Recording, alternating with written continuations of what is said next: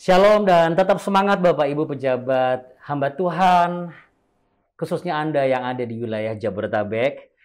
Selamat datang dalam acara obrolan kita bersama program yang memang diinisiasi oleh BPD GBD Jakarta untuk Anda semua Bapak Ibu. Tapi obrolan yang tentu saja bukan hanya serius tapi santai. Saya mengutip satu kalimat dari rekan kami dan juga sekaligus kalau dibilang sepuh kayaknya terlalu jauh nanti jaraknya ya Pak. Masih muda. Masih muda. Kaleb 85 masih muda. Iya. Masih bersama kami semua tim ngeteh dan juga bersama saya Pendeta Muda Andi Otniel dan ditemani oleh di sebelah seberang sana dulu. Maaf ya Pak, saya skip dulu, boleh izin Pak ya. No what tidak apa-apa berarti artinya. Ada Bapak Pendeta Bun Mintat sebagai Kabid Teologi BPD GBD Jakarta. Halo. Ya. Dan tentunya langsung saja saya kepada beliau yang juga menjadi rekan dan penanggung jawab khususnya untuk program ngeteh ini yaitu Bapak Pendeta Petrus Legowo atau Petrus Lega bahasa Indonesia, tapi karena Bapak orang Jawa Petrus Legowo gitu Pak. Oke, mengatar. Ngaten. Puji Tuhan, shalom Pak. Shalom juga Pak Petrus. Baik. Nah, bagaimana Bapak Ibu mengenai pembicaraan kita kemarin kan kita sudah bahas banyak banget ya, tidak hanya bicara mengenai surga, neraka, lalu kemudian hal-hal teologis lainnya, pandangan teologis, tapi juga penerapan seperti apa, termasuk sampai juga pajak. Nah, sudah belum? Jangan lupa dikerjakan kewajiban kita. Nah, ini juga tidak kalah penting Bapak Ibu sekalian yang mungkin hampir-hampir lupa untuk disampaikan. Untuk itulah kami hadirkan beliau untuk bisa berbagi pengalaman ya dari sepak terjangnya, kemudian jatuh bangunnya, lalu kemudian semangatnya hingga hari ini tetap menjalankan apa yang dikerjakan oleh seorang hamba Tuhan berbasis dengan pengertian dan penerapan etika dan karakter. Baik mulai dari pengertian sederhana sampai kepada mungkin pengertian yang begitu penuh dengan metodologi.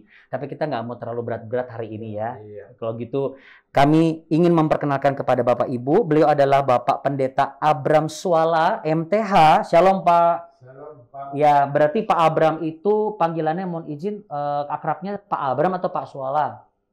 Pak Abram. Pak Abram, baik. Beliau Gembala GBI Serafim Perumnas Cengkareng Jakarta Barat. Ya. Dan juga beliau juga pengisi acara program Berto di Tirta TV dan Tirta Radio di Tangerang. Nah, satu kebahagiaan Bapak bisa bergabung dengan ngeteh. Dan sebelum kita awali obrolan kita, biasanya Pak, kita ngeteh dulu beneran Pak. Jadi ini bukan properti, kita buka dulu maskernya. Kita persilakan Bapak untuk bisa menikmati teh kita pada hari ini. Ini yang saya tunggu-tunggu dari tadi. Iya, hangat ya Pak ya. Supaya obrolan kita obrolan yang benar-benar hangat. Nggak bawa panas hati, nggak apa gitu ya. Karena kalau panas hati berarti ada something wrong dengan karakternya gitu ya Pak. Baru dikit-dikit panas hatinya, dikit-dikit panas hatinya. Kalau orang secara umum bilang, pendeta kok sumbunya pendek gitu. Tapi mungkin dari pengalaman Bapak sendiri, boleh nggak sih sebenarnya seorang pendeta itu kan kalau bicara mengenai karakter semua orang sudah tahu, hamba Tuhan juga tahu. Karakter itu tentu pasti ujung-ujungnya adalah kita harus sama seperti dengan karakter Kristus ya gitu ya. Tapi saya mengutip Rasul Paulus tuh. Miliki karakter Kristus seperti aku memiliki Kristus. Ya, tapi kan itu kutipan tuh Pak. Ya, tapi pada saya ngutip enggak. Tetapi pada kenyataannya terkadang prakteknya atau realisasinya tidak seperti itu. Nah, menurut Pak Abram sendiri, seberapa penting sih pandangan Bapak ya, pribadi dulu, seberapa penting seorang hamba Tuhan itu harus memiliki dan mempertahankan karakter yang sepantasnya sebagai hamba Tuhan? Kita bicara karakter dulu sebelum kita ke etika. Silakan Pak. Ada pepatah mengatakan bahwa, atau kalimat yang mengatakan bahwa kasih karunia itu membawa kita ke sukses puncak ya. Tetapi untuk mempertahankannya dibutuhkan karakter. Nah, apa yang akan dan telah kita capai itu tetap masih ada berhubungan dengan karakter. Untuk mendapatkan sampai ke puncak dibutuhkannya karakter. Dan untuk mempertahankan terus di puncak itu membutuhkan karakter. Karakter itu sendiri adalah kebiasaan, sesuatu yang biasa dilakukan, berulang-ulang. Nah, karakter itu kan ada dua ya, satu yang positif, satu yang negatif. Tentunya yang dikehendaki oleh masyarakat dan Tuhan tentunya adalah karakter yang Kalau kita ini dalam beriman, ya karakternya sesuai dengan karakter Yesus Kristus. Seperti itu. Nah, melihat saya orang lapangan, saya melihat ya orang lapangan ini begini. Ada saat-saatnya karakter yang tidak sesuai itu sebenarnya bisa membantu. Maksud saya begini, jangan lihat seseorang pada satu titik, tapi satu garis.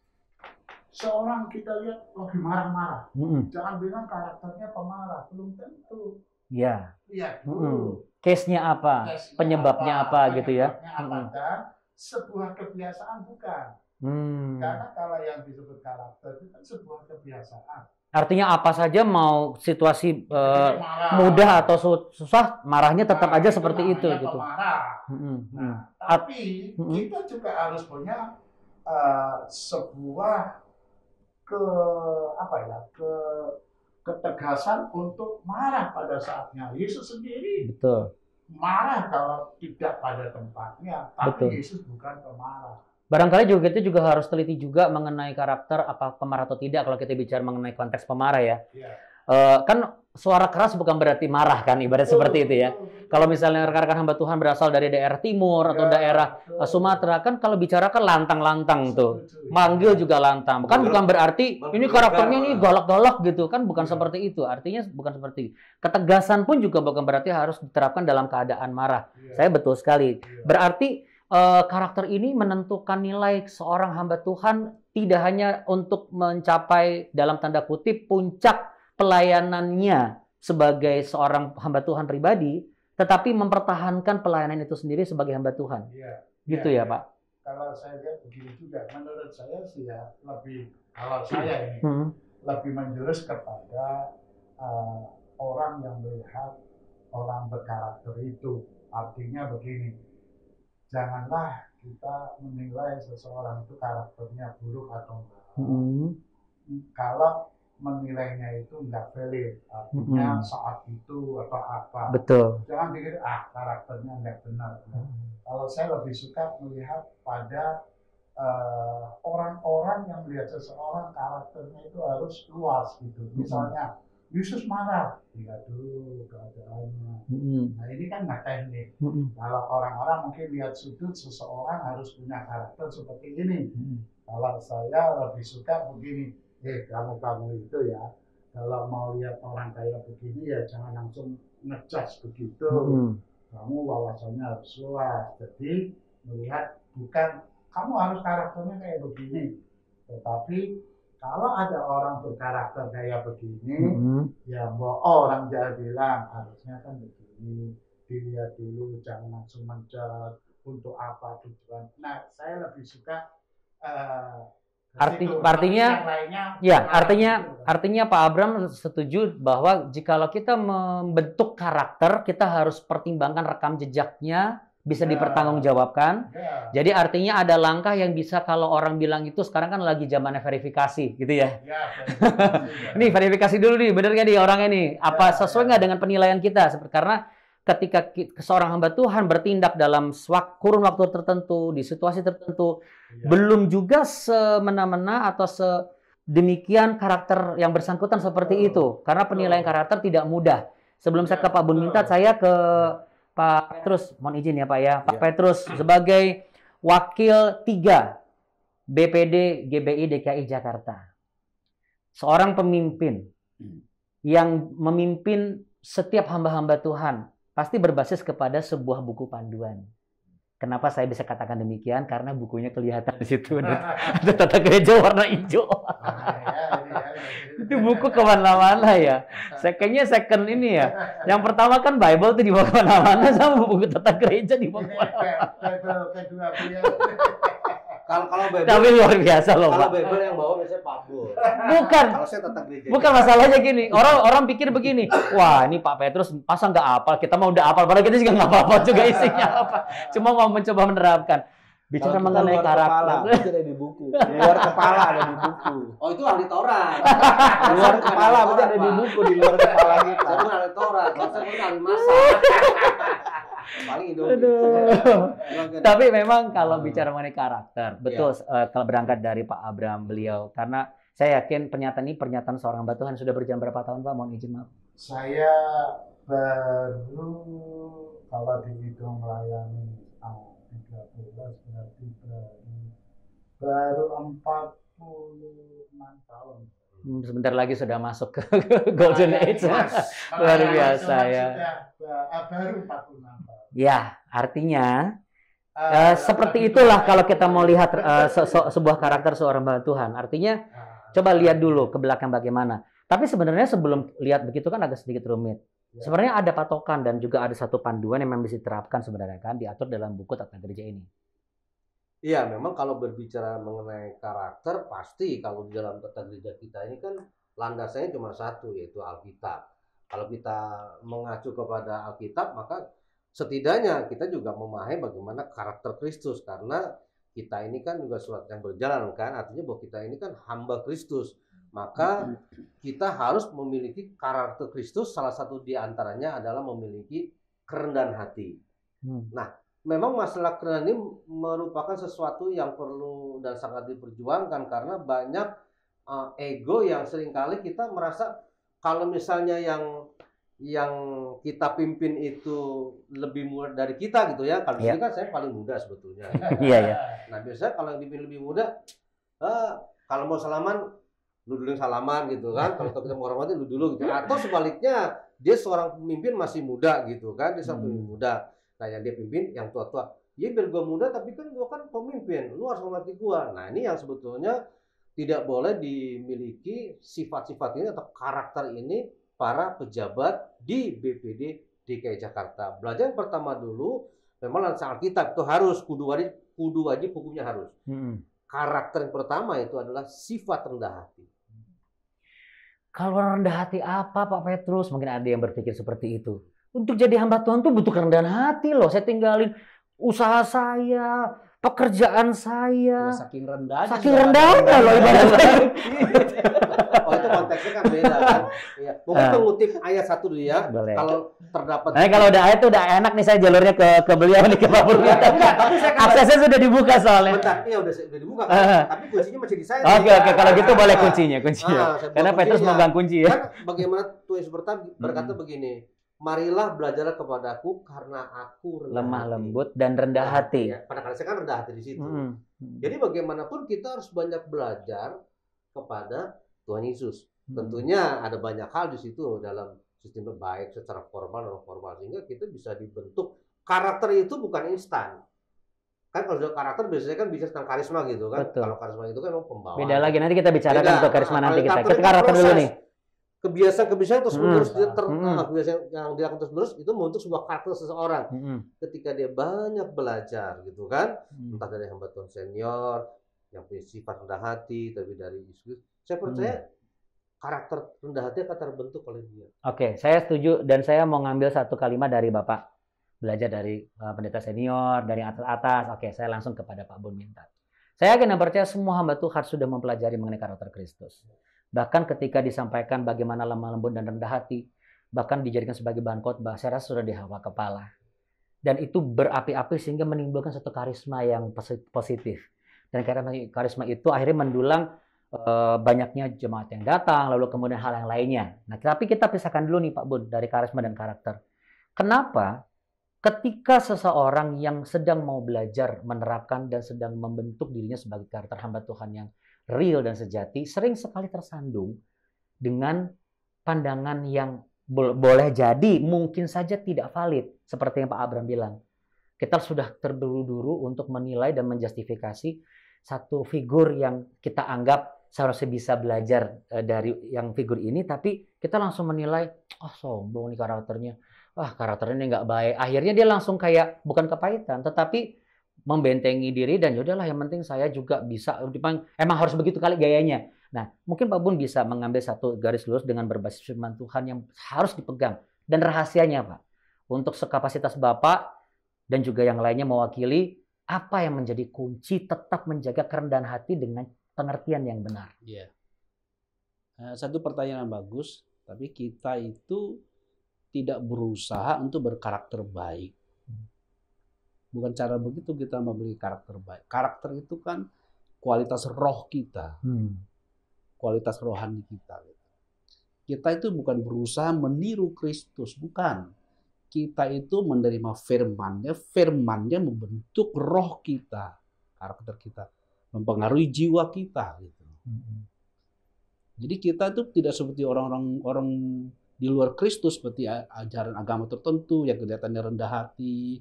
Mungkin mereka kelihatan lebih santun dari orang-orang Kristen gitu. Kita belajar bukan dari situ. Karakter kita kan roh kita. Dari firman Allah itu. Kalau kita tidak bersedia kuasa oleh firman Tuhan, tidak ada karakter Tuhan yang terbentuk. Kalau berangkat dari firman Tuhan yang ketika di Matius 11:29 kalau tidak salah. Matius 11 ayat 28 Ayat 28-29 yang mengatakan bahwa belajarlah kepadaku, kenakanlah kuk yang kupasang dan belajarlah kepadaku karena aku lemah lembut dan rendah hati, maka jiwamu mendapat ketenangan. Jadi kalau saya perhatikan di sini ketika kita belajar firman itu kan membuat kita memunculkan potensi manusia batinnya kita. Mendewaskan roh kita gitu. Jadi ketika kita hendak memiliki karakter dari Kristus terbentuk, kita harus dikuasai oleh firman Tuhan. Dan masalahnya kita dalam seringkali memahami adalah kita berusaha untuk menyesuaikan diri dengan firman itu. Gak akan bisa. Kalau orang sudah berusaha, kita bukan berusaha menyesuaikan, tapi kita biar firman itu menguasai kita. Menerima firman itu, tunduk kepadanya, renungkan siang dan malam, dia akan membentuk kita. Jadi sebenarnya izinkan mungkin lebih ya. Izinkan bagaimana apa yang kita pelajari ketika kita membuka pendengaran kita tentang firman Tuhan, ketika kita mengizinkan roh Allah bekerja masuk ke dalam diri kita dengan merenungkan firman Tuhan itu, dan izinkan dia menguasai manusia batin kita. Ketika anak Tuhan masih mengakui bahwa dia punya manusia lama, berarti kan tidak bersedia kuasai firman Tuhan. Firman Tuhan mengatakan manusia lama kita telah turut disalibkan bersama Kristus. Kalau Galatia 5:24 mengatakan barang siapa menjadi milik Kristus Yesus, ia telah menyalibkan daging dengan segala hal nafsu keinginannya. Tapi ketika anak Tuhan tidak bersedia kuasai oleh firman itu, dia berusaha menuruti firman itu dan pengertian mencapai yang firman Tuhan mau, nggak akan bisa. Berarti emang nggak bisa. Itulah hamba Tuhan juga manusia. Emang karakternya begitu, udah jelek, nggak bisa dirubah. Maaf, berarti kalau ada kalimat begini, apa yang salah, apa yang keliru, Pak? Penerimaan firman itu. Jadi kita perjanjian baru itu adalah Kristus itu ketika dia berfirman, kamu adalah ciptaan baru dalam Kristus. Dia tidak mengatakan berusahalah jadi ciptaan baru. Saya setuju, saya sepakat. Kalau kamu adalah dalam Kristus, artinya kita bersedia menerima firman itu, lalu firman itu membawa kita kepada dimensi firman itu. Berarti kunci kerendahan hati itu sebenarnya sangat sederhana ya. Ketika kita bersamaan kita menerima Kristus sebagai juru selamat dan mengakui dengan mulut kita, lalu ketika kita saat itu juga mendedikasikan dan menyerahkan hidup kita untuk melayani Tuhan, disitulah firman. Kuncinya. Ya. Mau nggak kita dikuasai oleh firman itu sendiri itu, ya? Gitu. Betul. Jadi kalau saya bilang apa itu definisi rendah hati? Kalau dunia mengatakan tidak memamerkan diri, kelihatannya iya. Tapi kalau menurut kita rendah hati adalah orang yang menerima firman Tuhan. Yang submit ya. Iya, Tuhan menentang orang yang congkak. Yang tunduk ya, yang tunduk. Benar, yang tunduk. Setuju. Kalau firman itu menguasai kita, kalau perjanjian lama kan kamu lakukan, diperhitungkan milikmu. Iya. Kalau perjanjian baru kita menerima apa yang sudah Tuhan berikan lewat iman. Jadi milik kita. Penundukan kita secara total itu akan membuat kita dikuasai oleh firman itu sendiri, dan itu yang akan menjadi karakter kita dalam kurun waktu kehidupan kita bersama dengan firman itu yang menghidupi kita. Saya setuju sekali. Oke, kita masuk ke poin yang semakin menarik, etika. Kadang-kadang orang suka berbicara mengenai etika, itu harus ini sejalan dengan karakter seseorang, apalagi hamba Tuhan, dan dikaitkan dengan karisma dari hamba Tuhan itu sendiri. Tapi pada kenyataannya, seringkali kita jumpai, ternyata seorang hamba Tuhan yang berkarisma, ternyata tidak sebagaimana itu. Maksudnya karismanya bagus, ternyata karakternya kok, ternyata, ya bukan buruk ya, tapi malah jadi oknum, kira-kira seperti itu. Malah jadi oknum, dalam tanda kutip. Kita bicara bukan untuk menyudutkan seseorang, Bapak Ibu. Bukan sama sekali. Tapi kita juga rindu bahwa mungkin karena situasi, mungkin karena kebutuhan, atau mungkin juga karena lengah. Sehingga tidak sadar ada satu titik iblis masuk dan akhirnya itu membuat dia lengah dan dia lemah. Apa yang menjadi hal yang harus di-avoid, dihindari oleh hamba Tuhan agar tidak tertipu dengan karisma yang dia dengar dari orang-orang, hasil dari pelayanannya, dan menjaga kualitas karakternya? Jadi kalau menurut saya itu bukan masalah karismanya, adalah kedewasaan rohaninya. Kedewasaan rohani dipengaruhi oleh pengandalkan firman Allah, penguasai firman dan roh Tuhan. Kalau bilang karisma kan kita lihat Samson punya karisma. Tahu Samson ya? Betul. Kan? Iya. Kuat. Tapi dia karakternya. Apalagi dipilih Allah. Iya kan? Wah. Beda dengan Yusuf. Iya, iya. Yusuf karakternya bagus. Karena pengenalannya. Jadi bicara etika, bagaimana kita beretika kan tergantung kepada kualitas di dalam. Kalau kualitas di dalamnya 3 ya etikanya pasti 3 juga, nggak mungkin 4 lah. Oke, saya kita rehat dari Pak Bun Mintat. Makasih Pak, ini bagus banget. Saya masuk ke Pak Petrus dulu ya Pak Abram. Pak Petrus, Pak Petrus kan seorang pendidik nih, dosen, dekan. Oh, sekarang sudah. Ya tapi kan Bapak beliau dulu begitu, ini kerendahan hati. Iya. Oke Pak. Mohon izin Pak, apakah sesulit itu untuk mengajarkan etika kepada anak didik Bapak, atau Bapak juga sebenarnya tidak sesulit itu untuk seseorang membentuk dan memiliki etika yang benar? Terlepas tidak hanya sebagai hamba Tuhan, tapi juga sebagai seseorang yang tunduk akan kebenaran firman Tuhan. Pengalaman Bapak, apakah sulit?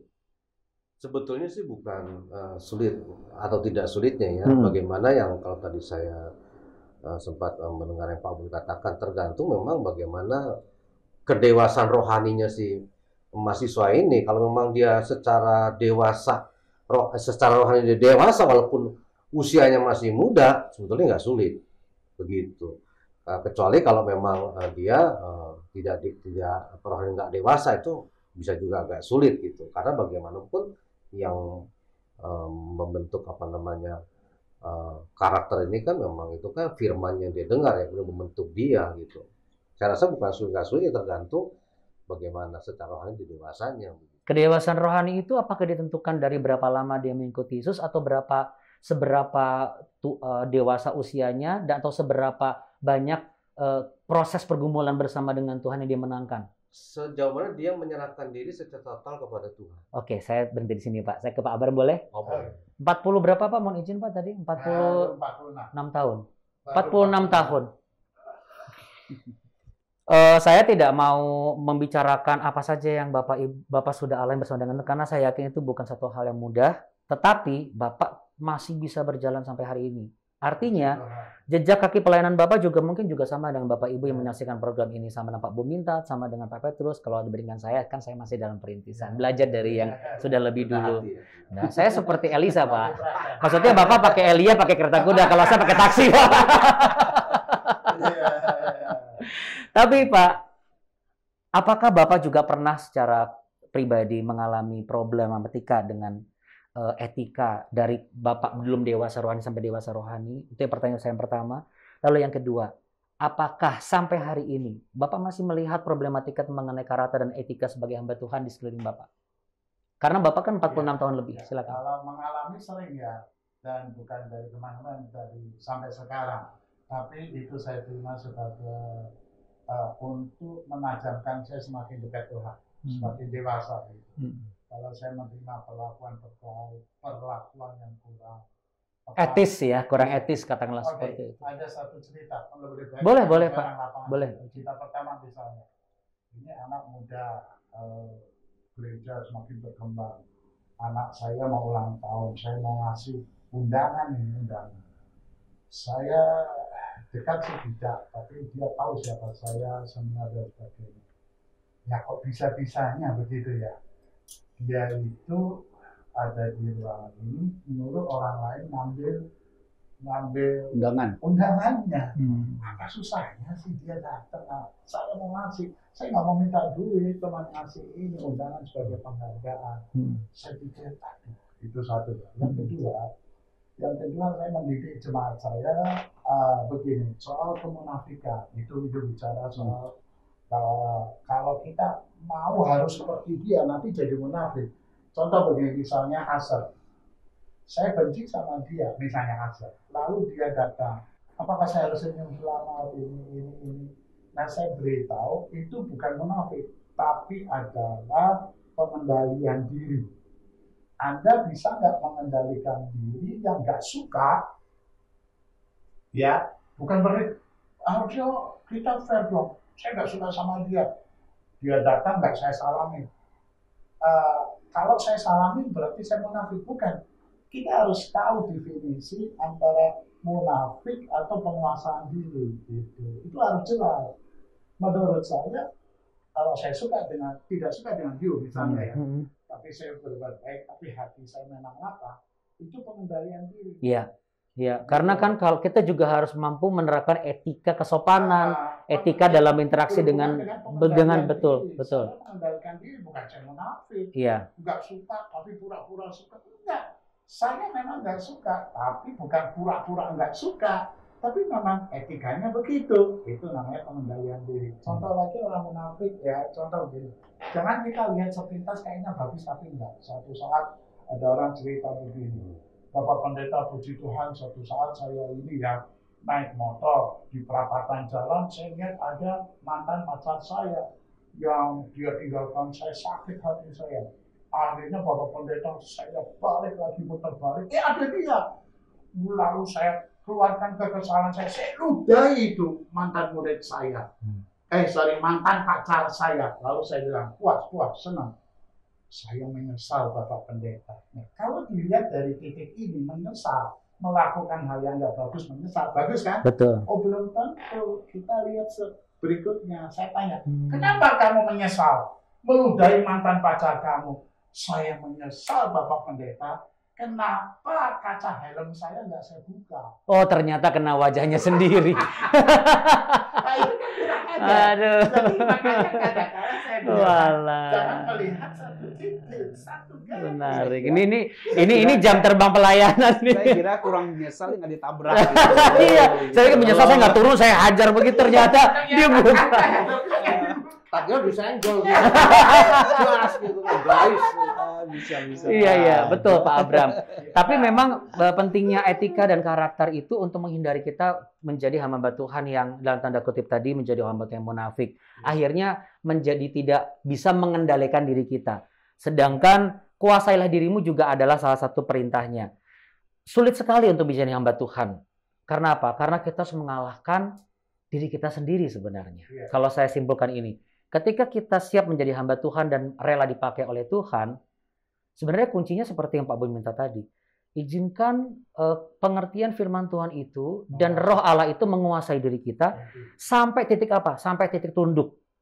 Ya, karena kerendahan hati itu bukan bicara mengenai manners dan kelemah lembutan secara physically, etik, tapi bicara juga bagaimana kita menundukkan diri dan submit penuh. Biarkan dia mengedrive kita, begitu ya Pak Bun? Kualitas rohnya. Kualitas rohnya harus memiliki kedewasaan sampai dia mau untuk dikuasai itu. Jadi itu yang menuntun ke depannya. Ya, sebab banyak kita kan susah karakter karena terlalu sayang diri. Gitu. Kita itu masih merasa eksis. Kalau Paulus mengatakan hidupku bukannya aku lagi. Ya kan? Tapi seringkali ketika kita iring Tuhan itu, banyak kita itu masih mempertahankan diri kita gitu. Kita nggak mau dilebur, nggak mau diisi penuh gitu. Jadi kalau misalnya ada pertanyaan, padahal udah berapa kali, udah puluhan tahun misalnya nggak beda jauh sama Pak Abram sama Pak Petrus, tapi kok orangnya nggak pernah bisa berubah. Sebenarnya orang nggak bisa berubah, mungkin orangnya tidak mau belajar untuk berubah. Karakter itu bisa berubah, kepribadian tidak bisa berubah. Kalau karakter bisa berubah. Iya, berjalan dengan waktu ya Pak. Ya, dia berada di sisi bagian mana gitu ya. Kebiasaan. Betul. Kalau kebiasaannya negatif, saya rubah menjadi positif, maka karakternya bisa berubah. Nah, begitu. Kalau ini dari saya ya, karakter bisa berubah. Betul. Walaupun berangkat dari lingkungan yang tidak baik, tetapi ketika ia diperkenalkan dengan hal kebenaran dan kebaikan, maka dia selalu hidup di lingkaran itu, maka dalam kurun waktu tertentu dia akan memiliki kebiasaan yang sama dengan apa yang dia kenal dengan kebenaran kebaikan itu sendiri. Karena kita kan sudah dilahirkan dalam Kristus, kita sudah memiliki potensi itu bertumbuh sama seperti Kristus. Maka kita ciptaan baru, tapi kan kita harus startingnya baru zero kan, lahir baru. Kita dari generasi Adam pertama terima Kristus berhenti, langsung generasi Adam kedua lahir baru, ciptaan baru. Tapi kita harus upgrade diri kita kan dengan firman, dikuasai firman itu. Oke, berarti saya ingin ke Pak Buminta sebelum nanti konklusinya ada di Pak Petrus nih ya. Nanti ya terakhir final statementnya di Pak Petrus. Saya ke Pak Buminta dulu. Pak Buminta sebagai sesama hamba Tuhan yang juga belajar sekolah teologi ya, belajar firman Tuhan, bahkan sampai ngambil lagi beberapa tingkatan strata dan sebagainya. Kunci keberhasilan kita dan seberapa besar pentingnya karakter kita untuk kita perhatikan agar kita sebagai hamba Tuhan itu bisa optimal dan maksimal. Ya, bukan bagaimana perhatikan, tapi kita harus menerima who we are in Christ Jesus.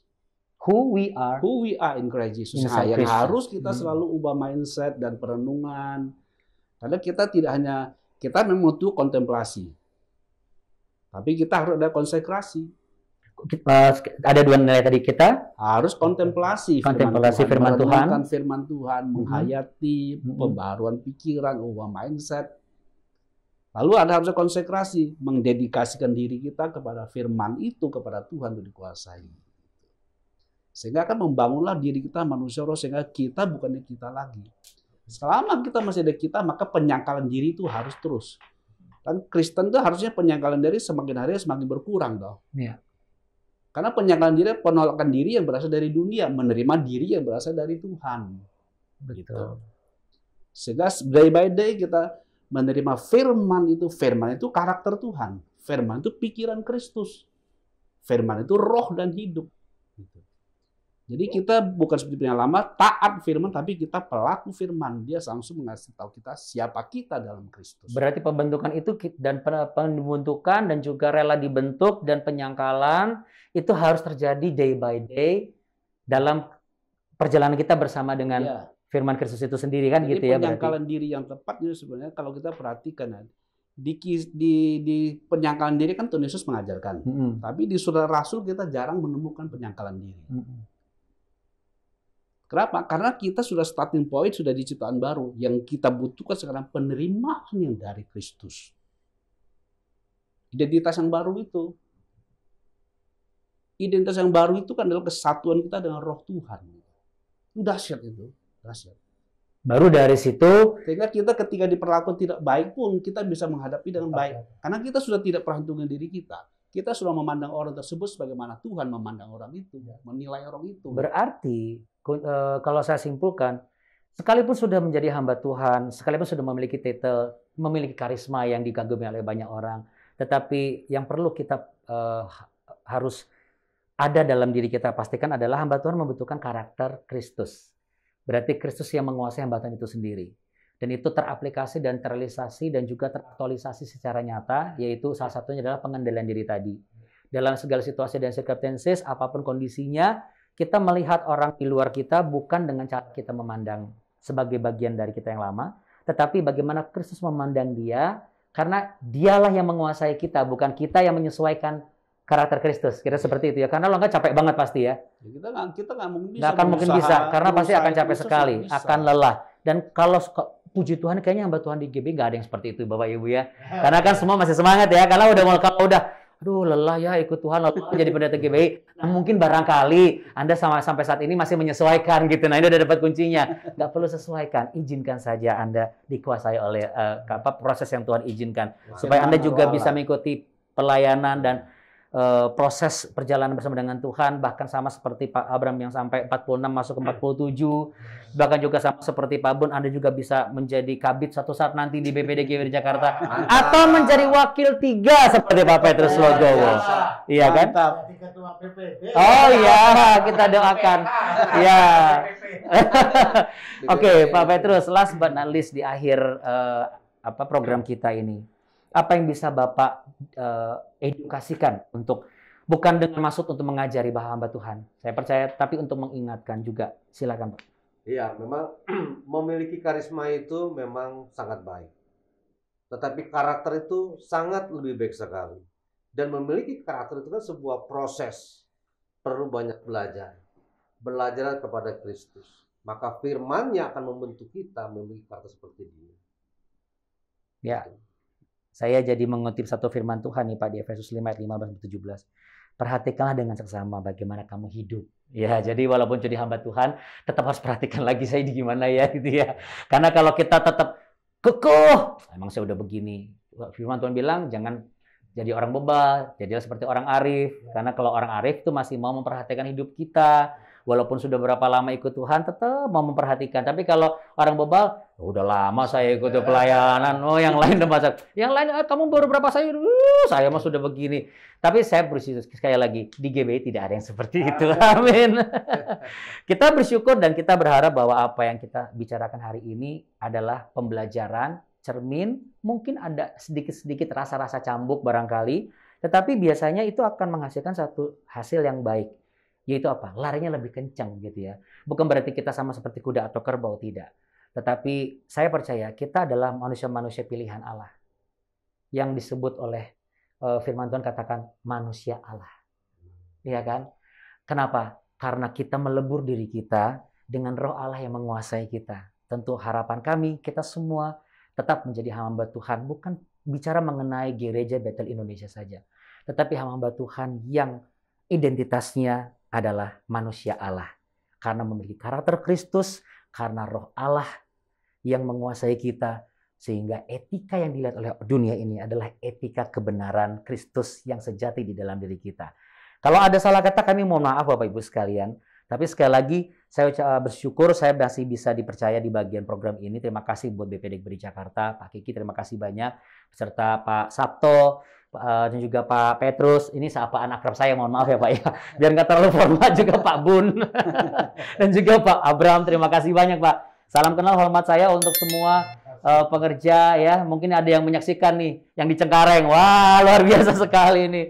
Oke, terima kasih banyak, kiranya Bapak sampai ke 50 tahun, bahkan sampai seterusnya, sampai Tuhan bisa maksimalkan semuanya. Pak Petrus, terima kasih Pak. Amin. Matur nuwun. Ya, oke. Untuk mahasiswa Bapak yang sudah berhasil juga itu semua karena berkat Bapak juga Pak ya. Amin.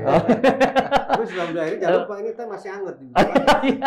Pak Buminta, terima kasih banyak Pak Buminta. sama. Ya, selalu mengingatkan kita menjadi hamba Tuhan yang dikuasai oleh Roh Tuhan sendiri. Saya Pendeta Muda Andi Otniel, Tuhan Yesus memberkati. Semangat kita semua menuntaskan amanat agung. Shalom.